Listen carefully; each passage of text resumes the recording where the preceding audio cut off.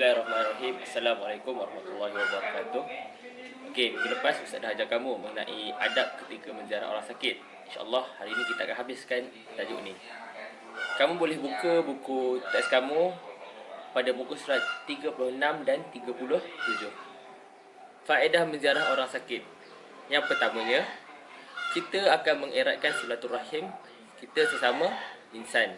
Kalau kamu ziarah kawan kamu, silaturahim kamu dengan kawan kamu akan semakin kukuh. Yang kedua, menggembirakan hati orang yang sakit. Okey, orang yang sakit, dia kebanyakan masa dia orang akan duduk seorangan di hospital. Mereka sunyi. Apabila kita melawat mereka, kita serba sedikit telah menggembirakan hati mereka. Okay. Yang ketiga, mengurangkan penderitaan orang sakit. Okey, apa yang dimaksudkan? Okey, kalau orang yang sakit, kita tak adalah, contoh kalau dia patah tangan, kalau kita ziarah tak adalah kita kurangkan sakit dia. Tapi bila kita ziarah, kita gembirakan hati dia, dia akan rasa seronok, dan secara bila dia orang seronok tu, dia akan melupakan sedikit ataupun dia dapat hilangkan sedikit rasa sakit dia sebab dia dah rasa seronok. Jadi rasa sakit tu pun macam alah sikit je, macam tu. Perkara yang perlu dihindari ketika menziarah orang sakit. Okey. Pertama, melawat terlalu lama. Elakkan melawat terlalu lama. Orang sakit perlukan masa untuk berehat yang banyak. Jadi, kalau kita dah lawat tu, jangan terlalu lama. Cukup sekadar masa yang sekejap. Okay. Yang kedua, menimbulkan kerisauan kepada pesakit. Okey, apa yang dimaksudkan timbulkan kerisauan ni? Okey. Contoh, kita cakap perkara-perkara yang buatkan orang sakit takut ataupun risau. Contoh, ustaz sakit. Ustaz Zainul datang jumpa ustaz.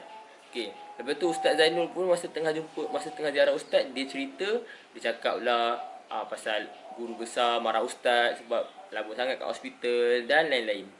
Secara automatik bila Ustaz Zainul cerita macam tu, ustaz yang tengah sakit ni akan rasa risau. Jadi macam makin lama lah, dah lah sakit, makin sakit hati. Okay. Sebelum Ustaz akhiri tajuk kita, Ustaz nak ingatkan balik kita semua sebagai seorang manusia hamba kepada Allah, bahawa sakit itu ialah ujian daripada Allah. Kenapa Allah ciptakan sakit ni? Sedangkan manusia tak suka. Allah ciptakan sakit ni supaya manusia sentiasa ingat dan kembali kepada Allah. Kebanyakan manusia bila sihat, bila kaya, mereka akan mudah lupa. Jadi Allah adakan sakit, adakan masalah semua tu supaya manusia ni kembali meminta pertolongan Allah. Dah habis bahagian akhlak, sekarang ni Ustaz akan ajar kamu bahagian hadis. Okey. Hadis terakhir yang Ustaz ajar kamu dekat sekolah hari tu, hadis mengenai kelebihan menjadi orang yang baik. Yumitul adha anit tariqi sadaqah. Mengalihkan duri dari tempat laluan adalah sedekah. Okey, untuk subjek hadis, Ustaz perlukan kamu semasa sedang tengok video ni, lu ada selai kertas, dan kamu juga sediakan pen atau pensil untuk kamu tulis. Kamu tulis saja apa yang kamu faham. Boleh? Tulis je bahasa Melayu. Ustaz nak tengok apa yang kamu faham daripada apa yang Ustaz ajar. Okey, nanti Ustaz akan tuliskan dekat bawah ni hadis tu dalam bentuk tulisan. Kamu boleh berhentikan video dan salin apa bahasa Arab dia, apa maksud dia. Okey. Hadis keempat, hadis mengenai larangan meludah ke masjid. Qala Rasulullah sallallahu alaihi wasallam, al-buraqu fi masjid khati'atun. Al-buraqu meludah fi masjid, di masjid, khati'atun, kesalahan. Okey. Wa kaffaratuha dafnuha. Wa kaffaratuha, dan cara untuk kamu memperbaiki kesalahan kamu, kesilapan yang kamu buat, ialah dengan membersihkannya. Dafnuha. Okey. Hadis riwayat Bukhari. Apa yang kita boleh faham daripada hadis ni? Okey. Sebelum Ustaz cerita lebih panjang, Ustaz nak fahamkan kamu ada dua keadaan pasal meludah di masjid.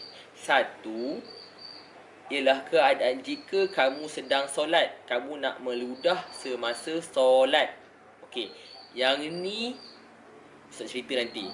Sekarang ni yang hadis tadi cerita meludah di masjid adalah kesalahan.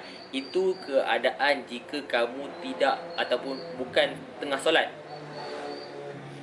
Contohnya kamu tengah berjalan-jalan dekat dalam masjid, baca Quran ke apa ke, kamu nak ludah ke lantai. Okey, itu adalah kesalahan.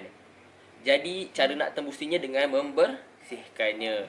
Ulama kata kalau kamu buat juga, kalau kamu ludah juga ke masjid, okey, kamu cari sesuatu kain ke apa ke atau apa-apa yang boleh membersihkannya, kamu buang balik apa yang, contoh kalau ada kahak kamu, air liur kamu, apa-apa yang kamu buang, apa-apa yang kamu ludah dalam mulut kamu tu, ada cebisan makanan, kamu kutip balik, bersihkan.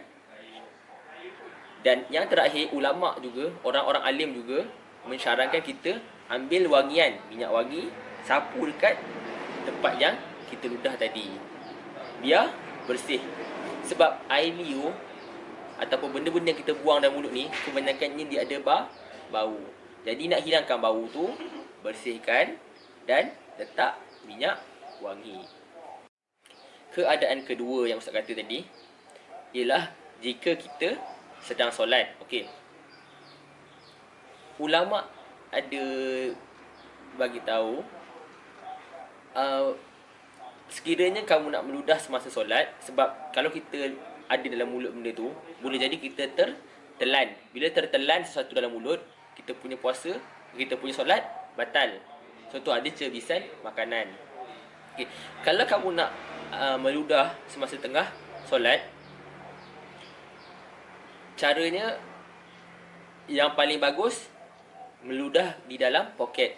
Contoh kamu ada tengah solat, kamu ada poket di atas, kamu angkat tangan kamu ludah dalam poket. Atau kamu ada sapu tangan dalam poket kamu, kamu keluarkan sapu tangan, kamu letak kat sini dan simpan. Kamu ataupun kat baju kamu ke, kamu ludah tepi ke apa, elakkan ke lantai. Okey. Tapi sekiranya kamu ludah juga ke lantai, ludah jangan ke hadapan. Jangan ludah ke kanan kamu. Kalau nak ludah juga, ludah kat bawah ke arah kaki kiri kamu. Jangan ludah kat orang sebelah, kaki kiri. Kenapa tak boleh kaki kanan? Islam beri penghormatan ke arah kanan. Jadi ludah ke arah kaki kiri. Okey, kesimpulan daripada hadis ni, kenapa kita, Nabi Muhammad larang kita meludah di masjid? Okey, sebabnya Islam mementingkan kebersihan. Kita agama yang bersih. Jadi sebarang kekotoran kita kena elakkan supaya semua orang selesa duduk dekat, ataupun semua orang selesa dengan agama Islam. Okey, sekian itu saja kelas Ustaz pada hari ini. Okey, jangan lupa tulis hadis Ustaz tadi dalam buku Akhlak 1 kamu. Akhlak 2.